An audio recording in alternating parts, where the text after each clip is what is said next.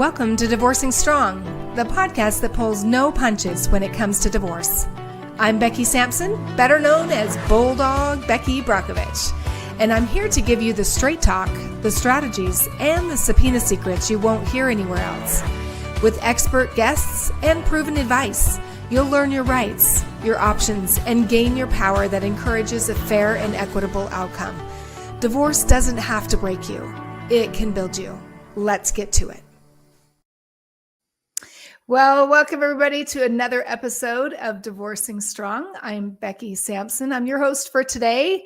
And this is going to be kind of fun because we're going to kind of wing it a little bit, because this is a gentleman who I actually sought out on Facebook. He had made some mention and we jumped on a call real quick, and he was so excited.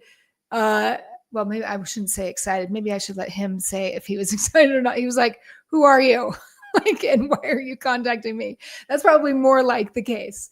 But today we're going to have our guest. He has been divorced. He is a divorced dad of 3 kids. He's a former Las Vegas poker pro, and he's the founder of something called WTF Divorce. It's a directory that has a lot of amazing people, and some of those people have been on my podcast. So I'm excited to talk to him today, and he's got a big following on Instagram and YouTube, and is really here to support people going through divorce. So welcome to the show, Rob. Hey, Becky, that was quite an intro. Thank you. Yeah, that was a little bit more winging it, right, than an actual bio. But I love that. I'm excited actually to ask you this question, because I usually try to start my podcasts off like, what the heck got you into, I know you do marketing for attorneys. Okay. So that's like, we'll talk about that for a minute, but what got you into this space of being in divorce and then creating a directory to help people? Because I'm sure you have your own story like the rest of us that kind of, we didn't just wake up when we were teenagers like, I'm going to be in the divorce space. I mean, if you told me 6 years ago I was going to be on a divorce podcast talking about divorce, I would have, as a former poker pro, I'd give you 1,000 to 1 odds. And here I am. I was a trader in Chicago. I was a poker player in Vegas. I was always interested in marketing, but I'd started a podcast for dads actually before, when I was married, because I wanted to talk to other dads and say, are you guys going through the same? I don't know if we can curse on the show, but Sure. It was just a very isolating experience, I found. And I connected with some big entrepreneurs, comedians. I had Jesse Itzler on my show, who was like a big role model for me. And then when I got divorced, I said, well, that was a big shock. And now I really don't know what I'm doing. And I kind of decided to transition a bit to, like, instead of just helping dads, let's help myself. But yeah, I was finding a lot of amazing content on social media, which I had never really been on before, and it was helping me. So my thought with my marketing brain was, it would be nice if, like, I could help get all of this information, all of these professionals, into other people like me who are just like completely overwhelmed, isolated. So I said, what the hell? Let me spin up a podcast and an Instagram. And after going through all of the name variations, we thought we wanted something like really relatable. And right. So WTF Divorce, we went with it. I gave it like a 3-month experiment, and now 182,000 followers, big podcast, and kind of 5 years later, we're booming. Wow. First of all, sorry that you went through that. However, I think, first of all, I commend you for wanting to get out there. That's something I always say a lot, that I love that the people in this space are usually mostly coming from their heart, of wanting to serve and provide resources. And as I was going through your directory, I was really pleased to see so many professionals that I actually may even know as well, because of the connections that we have. But to be able to have one place where people can go, and oftentimes when divorce hit you, like, what did you do? What was like the first step that you did? I know you were supporting dads, but then, I mean, how did you find people to help you through that process? Oh, I had no idea what I was doing. And I Yeah. always say, like, the real divorce starts kind of after you sign the paper. So now I've, Yeah. got through it. You're holding on to the steering wheel, just trying to get it done with. And then I moved out and I'm in an apartment and I've got 3 kids that were 7, 5, and 2 at the time. And I was Mm. very overwhelmed. So it was also when the pandemic hit. So the world was shut Yep. down. So Mhm. my head was spinning. I ended up, there was an app called Clubhouse at the time, which was like an Yep. audio chat room. And I started hearing these people talk about divorce and, full disclosure, like most guys, what's the first thing we do after we get divorced? We start dating like idiots. Yes. So I was kind of like learning about dating, and that kind of led me into the divorce world and co-parenting. I was like, who knows how to do all of these things? So really, I was kind of just treating it as like I am not the expert. I still don't position myself as one. I want to be the connector. Like, you ever that person that's like, oh, did you ever hear this podcast? It's so good. Yep. I always like to share good clips and comedy with people. And so the kind of thought I had was I always come at things from like a comedic point of view, like where's the humor in here? And so Mm. I want to laugh at stuff. And so I saw a lot of like these dating memes and said that'd be a good way to like kind of get people into this world where we can laugh about what we're going through. And then, by the way, oh, if you actually need help with this, or you need a lawyer, or you need somebody to, get you through a hard time, we've kind of bonded over humor. So we use Yeah. humor as a way to connect with people going through it. Well, so do you still have your podcast now? Oh yeah, so I Okay. kind of shelved the dad podcast. I did about 100 Yeah. episodes, wrote a book, and it was a great experience. But the divorce podcast, yeah. So anybody like feature all the lawyers and the pros featured on our Yeah. directory have usually been on the podcast. Where even our format is like I got 5. We get tons of questions on our Instagram, so I just write them down and I say, hey, lawyer Christine, we got these 5 questions. Let's rapid fire through them. So we try to make the podcast these kind of bite-sized Answer. Q&A. Yeah, the answer the questions of the customers or the Exactly. consumers. And I've done a ton of podcasts where they're like, "Oh, where'd you grow up? Where'd you go to school?" And I'm like, the one thing I find with people Yeah. going through divorce, especially parents with young kids, is we just don't have the time. So we're going through a problem. So I want to search for how do I get this resolved? Mhm. And so just make it easier for people to get their questions answered and go on with their day, and then really just feel less alone about what they're going through is kind of the mission of WTF Divorce. So with all the podcasts that you've done, what do you think is the main theme of what most people are looking for? Well, it's funny, you realize too, when you've gone through divorce, you kind of figure it out eventually. The first Yeah. year is a complete mess, but then, afterwards, you're like, I always have people, oh, can you interview more dating coaches? I like that stuff. And that is more entertaining. But Mhm. I'll have to remind myself even that a great thing about our Instagram is like it's like a baby's born every 7 seconds or whatever. Like every day we have people that are just thinking about divorce, getting in there. So Yeah. a lot of our core content is about like that thinking about it, that going through it, that stuck stage. And then we also have some more of the like, fun dating, woe is me, let's talk about the apps content. So I try to have a nice mix of it, but while a lot of people would say, oh, can we talk about the lighter stuff? I said there's still like a big group of people that are, that feeling when you're starting a divorce, you're so Yeah. overwhelmed. So yeah, we kind of try and mix it up with divorce, co-parenting, and dating, and give everybody a little bit of help, or at least something, something that can laugh with. Yeah, it's definitely a hard thing, I think, for every single one of us and everyone that's been on my podcast as well, is, you know, and sometimes I don't know if you felt this way, but I felt it. I mean, I've been divorced twice. I'm now happily married, the love of my life. So thank goodness for that. I always say people, there is hope, but it does feel like it's a permanent thing, and it feels like it's going to be there forever. And I love that you brought up the fact that to laugh at yourself and the situation sometimes, because there's different coping mechanisms that people use to get through that period of time. And I know for me, self-care was everything. And even when I coach people, it's the same thing. It's just like, what's your self-care plan? because you're not going to make it through without that. And for some people that are thinking that they don't even know where to turn, what would be your suggestion? Yeah, Like it's even if good. they're considering, I know that you have some people that are like, do I leave? Do I stay? Yeah, that's a big point. And what I Yeah. found is, statistics show, whatever that exactly means, but that divorce is initiated by women 70+% of Yep. the time. So a lot of times men can be kind of blindsided feeling, but I think a lot of women, from what I find, is the most pain that they're in is that like, I can't decide part.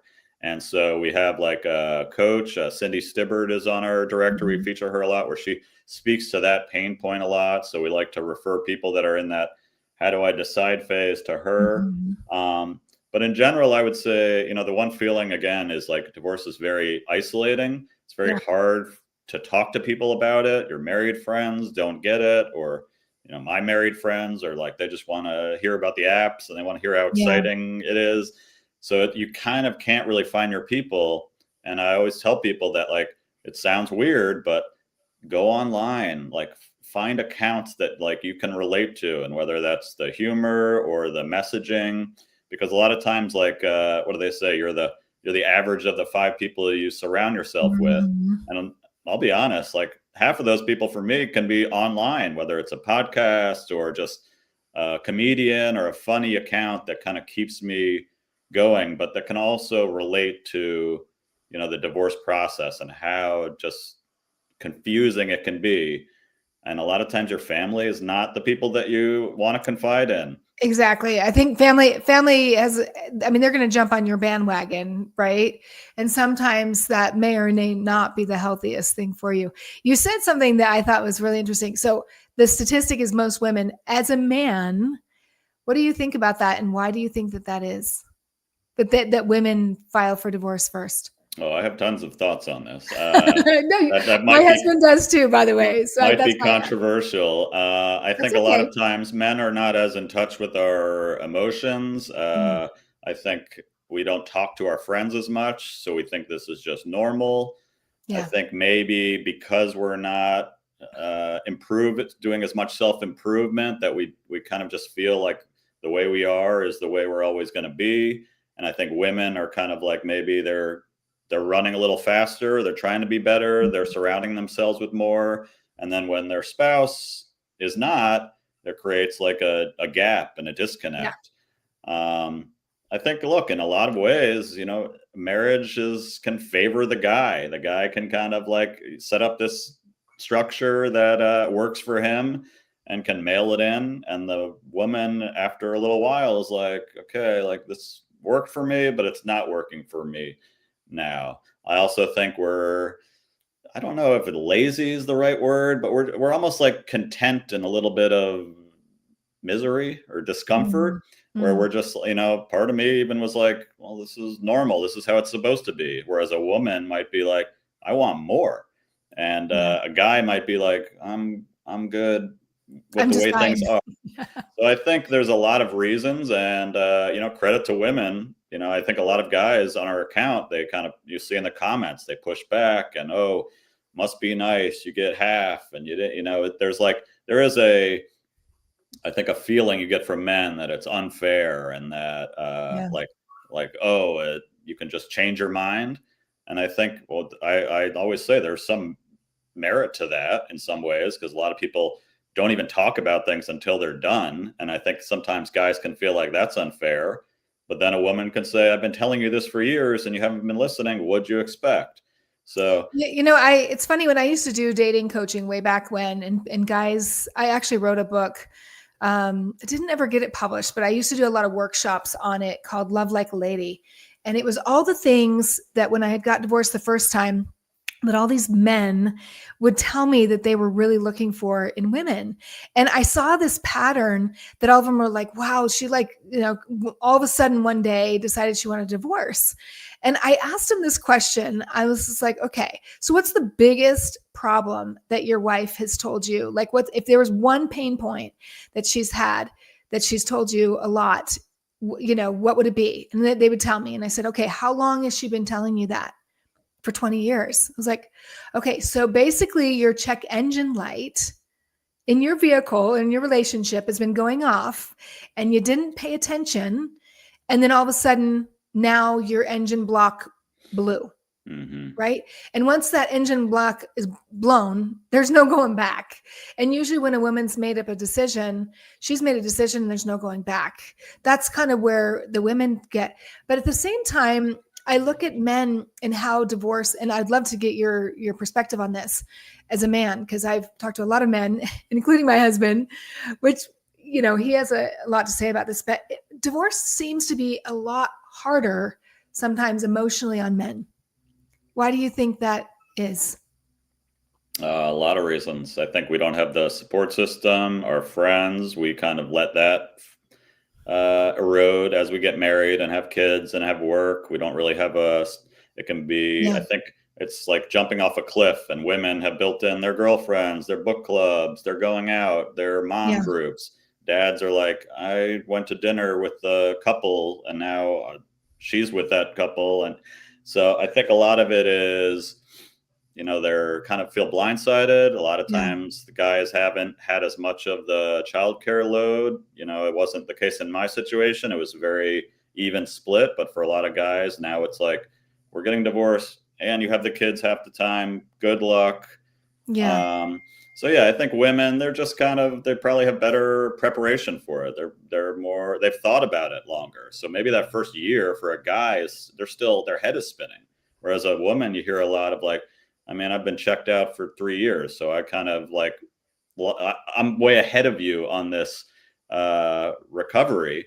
You know, the guy is almost starting after the divorce, whereas the woman's like, you know, already settling into their groove more. So maybe they're doing a lot more work on themselves. I think being around people is like a big factor. And I think women just do a better job of it than guys.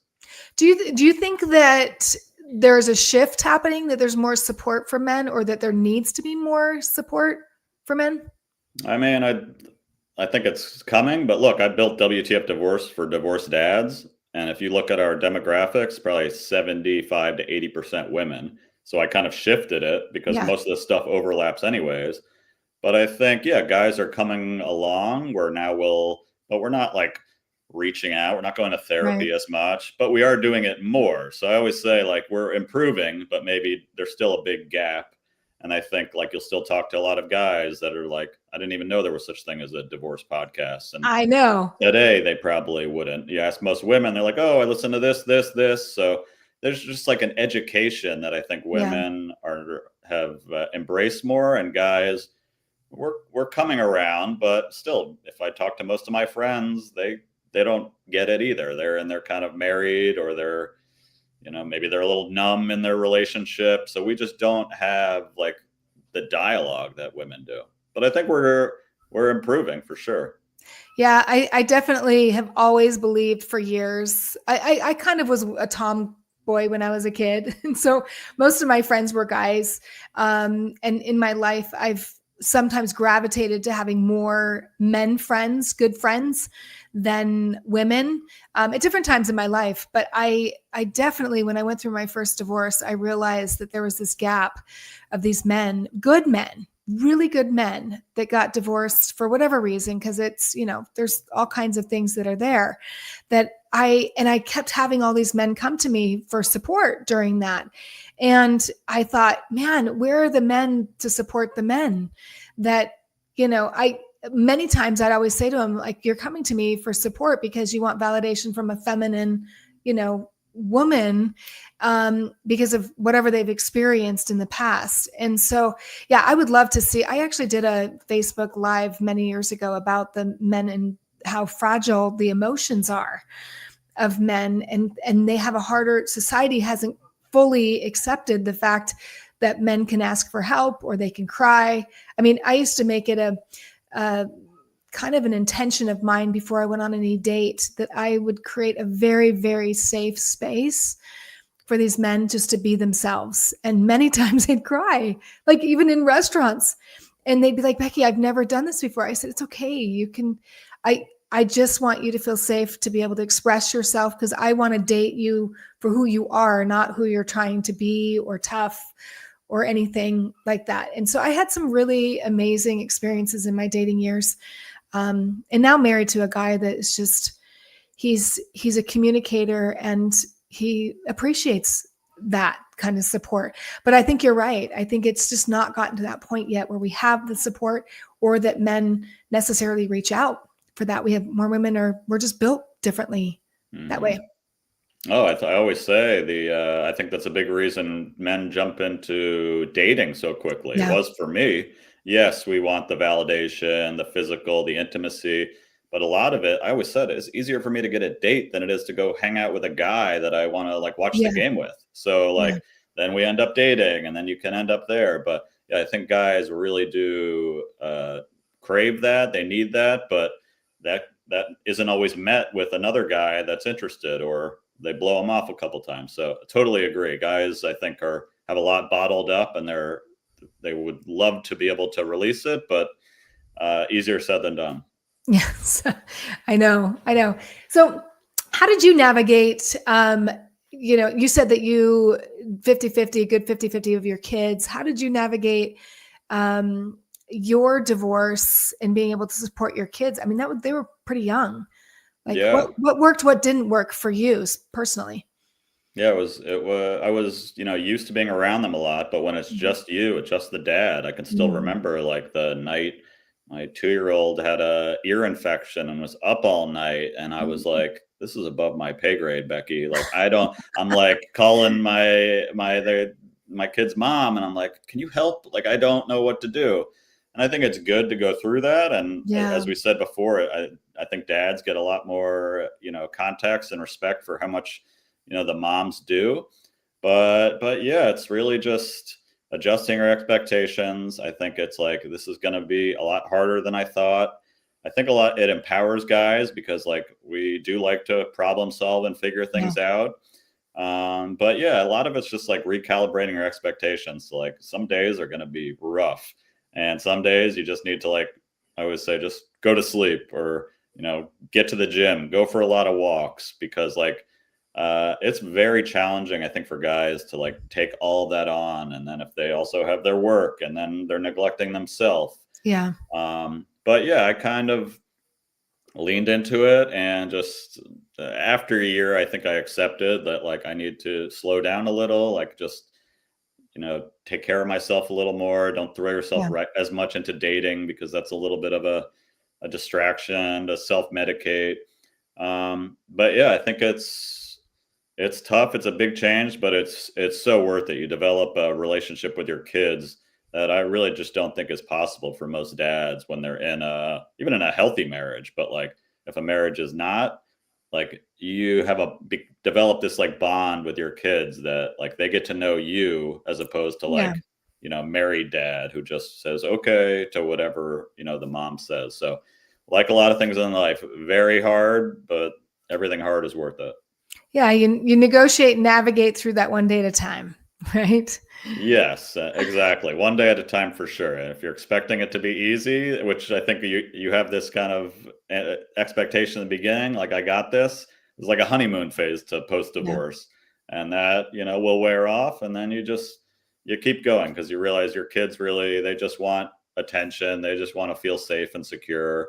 So if you could just show up, listen to them, and be there, you're already in the 90th percentile of dads. Well, I appreciate you saying that, because I know for me, when I got divorced that first time, I remember the first year was like, oh my gosh, I could put my salt and pepper and leave it there, go to work and come back, and it's like still there. Like it's not being moved. None of my stuff's being moved. And then after that year is when it got a lot harder, right? Because, dating, and then all of the complexities with that. I always tell my husband now, he was only divorced for 6 weeks when we met. I know. See, and he was 27 and a half year marriage he was coming out of. And our first conversation was all about his former wife. And I was like, have a nice day. You know what I mean? Like I've done enough coaching, but I lucked out, because he's the real deal. He's a really good man. But I always joke with him. I'm like, man, you have no idea what the dating life is post all of this. you Well, and know. had you met him when you were new, then it wouldn't have worked. So it's like you need at least one person to have, you know, grown and learned the mistakes. And then even then, it is dating and relationships after divorce. That could be a whole other podcast, but Oh it is yeah. like, it is, even when it's great, it's going to be very challenging. And there's just these like obstacles that you didn't really have to deal with when you were married. You were in the same house, you know, there's all these levels to it. But Well, yeah, and a lot of it usually, is luck and just like putting yourself out there, meeting people and learning boundaries and things that we probably didn't have during our first relationships and marriages. And now you have this new like set of armor and skills. You're going to put it to use. So yeah, credit to you. And it sounds like a successful story. well, it took a little bit of us, you know, communicating and because he was like, oh my gosh, Becky, you've been married twice. Like, what makes you trust me so fast? You know, and I was like, it was in his eyes, you know, I just knew that he was a good man, and I was too. It doesn't mean that it's perfect, because one of the things that oftentimes people think, oh, I need to be totally healed before I get Mhm. into a relationship. What does that mean? Like, what does that really mean? So we've done a lot of healing together in the process. So Mhm. it really depends on your own situation and where you are and how much you communicate. I think communication is a huge part. And that was one of the things I told him. As I said, look, I was in 2 other marriages where communication, I didn't feel free to communicate. And I will tell you what I feel at any given moment, regardless of whether it may hurt or not. I'm just going to be honest, and it has nothing to do with you. I'm just going to be I'm just going to be me. Mhm. And it's so wonderful to be able to be in that. So how long ago, so kind of going, how long ago did you get divorced? A little over 5 years, right in 2020 year. Oh, that's right. 2020. And so are you remarried now? I don't even know. Nope, not No. remarried. You know, dated relationships. I've done all that, but really, it's, you know, with kids at this age, it's like your priorities. They're just Yeah. your kids, and then there's work, and then there's yourself and the relationship. So I think it's like getting your sea legs for where things fit, and yeah, take it day to day, and try to find people that's relatable to, because I think you can get in trouble when if you're dating somebody that's an empty nester. Yep. They're okay with it, but probably it's going to cause a lot of friction. So yeah, I think it's important to just take it day to day, and give yourself some grace, because if you think Love it's that. going to be easy, you're going to be in for a big shock. Yeah, I love it. The grace. I always say that too. So what do you think's been the number one thing that you've learned about yourself since your divorce? That's a hard one. I know. I think boundaries, you always hear the word. I don't think you really know what they are until you're like actually Face start with them. using them and enforcing them, and then don't get the response back that you like. And that's when you really have to like lean into it. You know, it's Mm, always sounds nice to say it. Yeah, I think it's kind of what you said too. It's like getting comfortable with discomfort, getting comfortable with yeah. uncomfortable conversations, not being able to fix everything. I think that's a big thing for me, at least, and for guys. It's like I want to problem solve, but sometimes people just want to. And you see this with your kids too. Sometimes it's like if they're unhappy, you just got to let them. Yeah. And that's been a challenge for me. I think we all come from some level of codependency in past relationships, and I think like you're never going to get rid of that entirely, but like saying no, I think that's like a muscle that, and you learn that a lot in dating, but I think that's one of the strongest muscles you can build post divorce, and it's always a work in progress. But I think that's where a lot of like your growth and your strength comes from. I think it was I heard this quote from Glennon Doyle, and it's like the more you can disappoint other people instead of disappointing yourself. Butchering the quote there, but there's something there where like we're used to, I think, disappointing ourselves more to please other people. And, you know, to be able to flip that and say like, no, I don't want to do this, or no, I can't do this. Like, there's a strength that comes from that. Yeah. And you actually made me think of a friend of ours that is going through a divorce, second divorce. And that reminds me that I remind him all the time, you matter. Like your opinion matters. And a lot of times when there's been men that are in relationships that are very codependent, like that's one of my biggest pet peeves, to be honest with you, Rob, is if guys are like, well, happy wife, happy life. You know what I mean? I'm like, okay, that just tells me you do not have a say. You know what I mean? Mhm. Like it's really important in a healthy relationship to have that healthiness to saying, hey, this is how I feel about it. This is how you feel about it. Let's negotiate, or let's compromise, or let's, work together for a collaborative so that we can have a win-win. Mhm. And it's hard for me to watch, whether men or women, it doesn't matter. Because it happens all the time where they just don't believe that their opinion matters. And so a lot of men coming out of the divorce, it is an interesting process to watch them discover who they are Mhm. and say, no, I was okay with that many years ago, but I'm not okay with it anymore. That's where I think dating, and what you said it before, is like you're never going to be fully healed. You might think you're healed, get into any relationship, have a disagreement, and that's where you're going to have to like uh figure out what that's like. But I totally agree. And that's very hard to do with your wife who you've been with for 20 years. That's probably why you got divorced. But Yeah. and you have these old habits that you slide into, or you watched your parents model for you.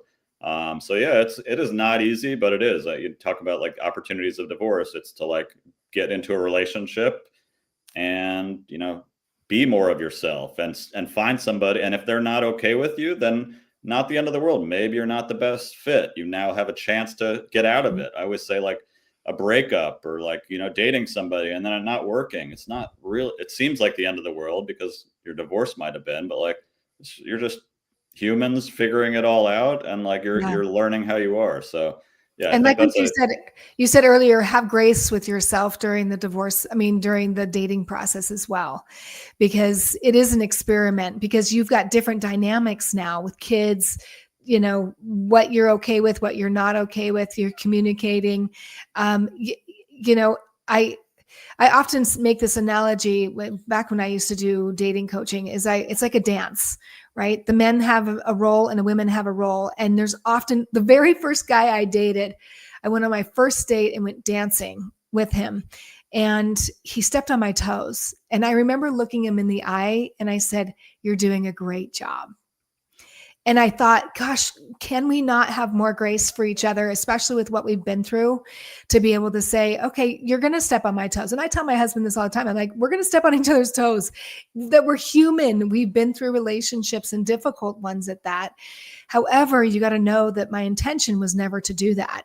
And so if we can just have grace for each other and go, you're doing a great job, and let's keep dancing. You know what I mean? And that was one of the reasons why I think I jumped with my husband now, is because he says, "Becky, divorce is not an option." And I said, exactly. That's what I want to hear. That's the kind of commitment, because both of us were not given an option in our past, my second marriage and his marriage, to work on it.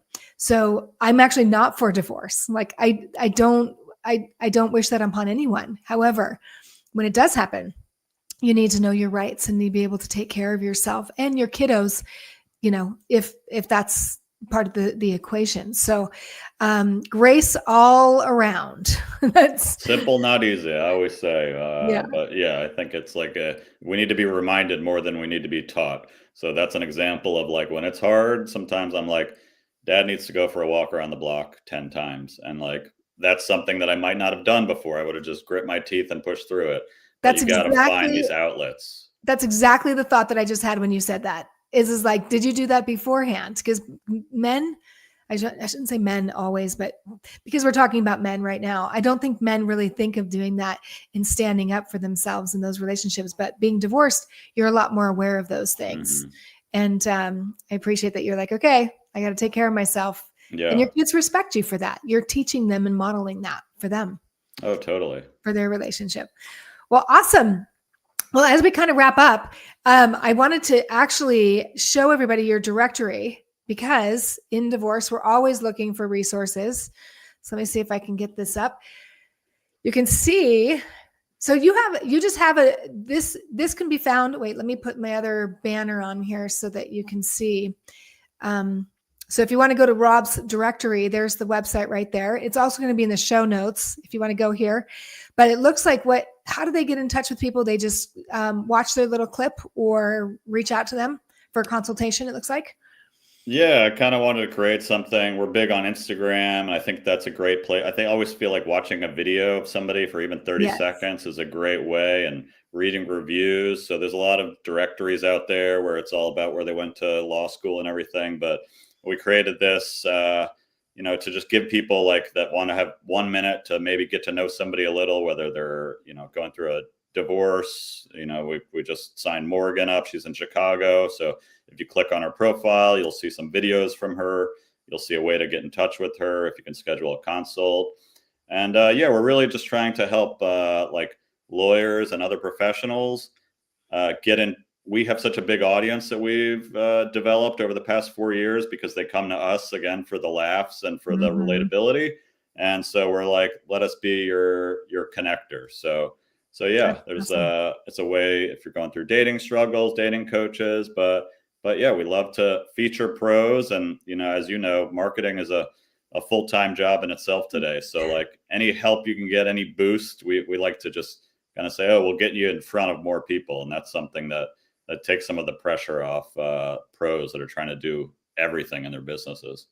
Yeah. And I appreciate that too, as a marketer, because I think that's one of the things when you and I connected. I've done marketing and sales, being a graphic designer for many years, is that the more eyeballs you can get on something, and especially when it comes to this, because most people going through divorce, I mean, maybe it's a little bit more aware out there, but most people I find have no idea that there's these communities of resources that are out there. And again, that's another reason why I'm doing the Divorcing Strong, because I want you to be strong physically, emotionally, spiritually, and financially.